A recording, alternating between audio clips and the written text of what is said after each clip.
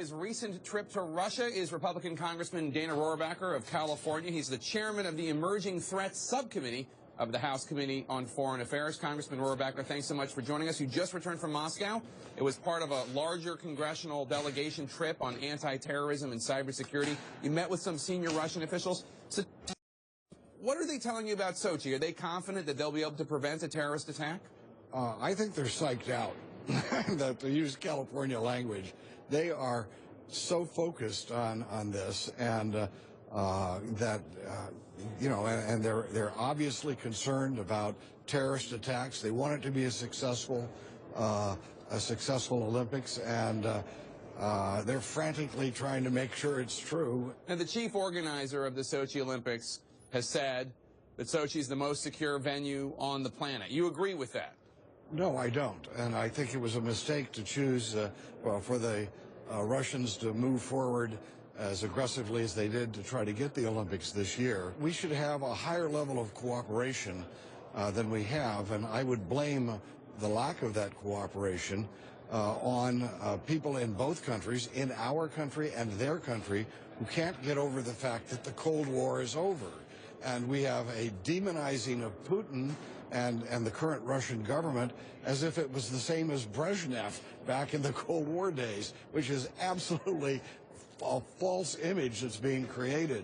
And then you've got people in Russia who are old communists and just can't believe that they lost this precious communism that they supposedly believed in all this time. So our level of cooperation should be a lot higher.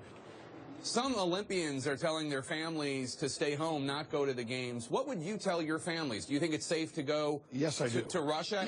And what about the soft targets outside of Sochi? Are you worried about that at all? Listen, I think it's as safe to go to this Olympics as it would be in any major urban area, because terrorists obviously set off bombs everywhere in the world. I mean, in Spain, they blew up some trains there, just like they some trains in Volgograd just a couple months ago.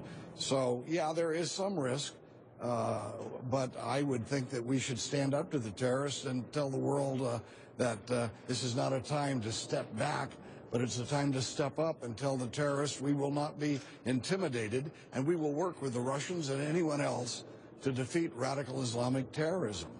Congressman, obviously the State of the Union was last night. Before you go, I wanted to get your take on it. You called the substance of the speech, quote, incredibly belligerent and incredibly arrogant because of the president's push to take action without Congress. What do you say to Democrats who say, hey, look, the president has put forward issues and Congress hasn't come through on any big initiatives, especially Republicans in the House. This is the only way he can get anything done. What's your response to that? That's the only way he can get his way, is what they should be saying.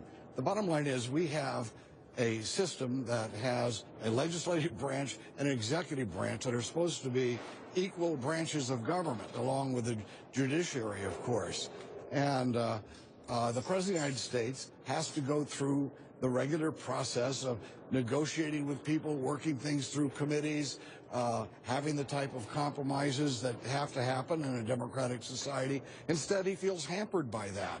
And last night, although the tone of his speech was very good, meaning he sounded businesslike and let's get things done, in reality, he was basically acting as an arrogant, horribly arrogant official, saying it's either my way or the highway.